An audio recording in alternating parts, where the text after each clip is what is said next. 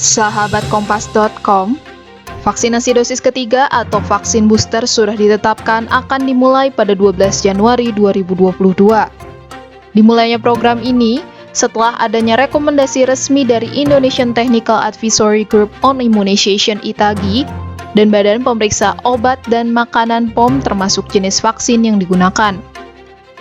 Pada Senin, 10 Januari 2022, Badan Pengawas Obat dan Makanan telah menerbitkan izin penggunaan darurat terhadap 5 jenis vaksin COVID-19 sebagai vaksin dosis ketiga atau vaksin booster.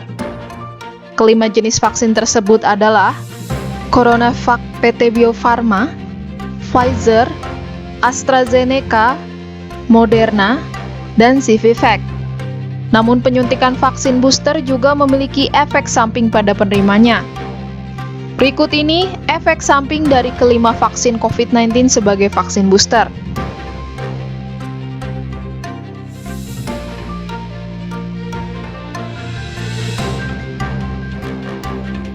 Kepala BPOM Penny Lukito mengatakan, hasil uji klinik dari CoronaVac PT Bio Farma menunjukkan bahwa pemberian vaksin ini sebagai booster menimbulkan reaksi lokal atau efek samping seperti nyeri pada lokasi suntikan.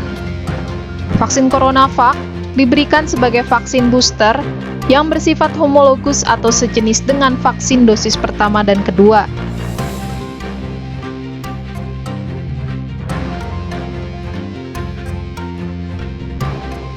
Hasil uji klinik dari vaksin Pfizer menunjukkan bahwa penyuntikan vaksin tersebut menimbulkan efek samping bersifat lokal, seperti nyeri di tempat suntikan, nyeri otot, demam, dan nyeri sendi.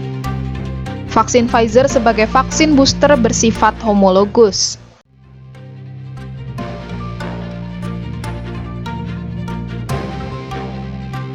Hasil uji klinik dari vaksin AstraZeneca menunjukkan efek samping dari penyuntikan vaksin tersebut bersifat ringan dengan persentase 55% dan sedang dengan persentase 37%. Sama seperti Pfizer, vaksin AstraZeneca bersifat homologus.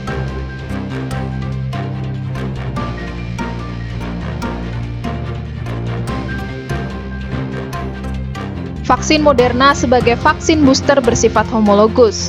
Respon titer netralisasi dari vaksin Moderna sebesar 13 kalinya setelah dosis booster dan pada usia dewasa 18 tahun ke atas.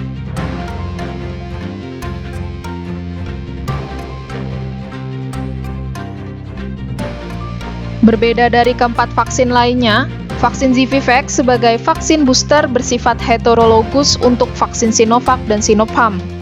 Adapun respons titer antibodi netralisasi meningkat lebih dari 30 kali pada subjek dewasa.